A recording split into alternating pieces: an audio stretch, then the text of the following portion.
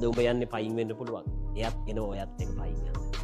අද බස් එකේ ෆුට්බෝඩ් එකේ එලිලා බිස්නස් එකක් කරන්න එයත් ඔයාට උදව් කරනවා. රෑලි වෙනකං අනේ ෆෝන් එකෙන් කතා කරපු රෑලි වෙනකං අනේ ෆෝන් එකින්ම කතා කරමු කියන කෙල්ලෝ අතරේ කොල්ලෝ අතරේ මේ ටාගට් වලට යන්න හයියක් වෙන බාසදේ කරන්න උදව් කරන උඹ ජීවිතේ ගේමක් ගහලා ගොඩ යනකං ඉවසීමෙන් තමන්ගේ පරිස්සමක් තියාගෙන උඹවත් පරිස්සම් කරන ලයිෆ් පාර්ට්නර් කෙනෙක් හම්බුණා කියන්නේ උඹ ජීවිතේ දිනලා ඉවරයි.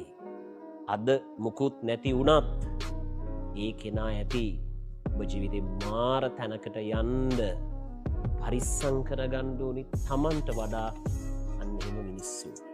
මේ ලෝකේ මිනිස්සු පරිස්සම් කරනවා නම් පරිස්සම් කරන්න ඕනි තමන්ව ගොඩ යනකම්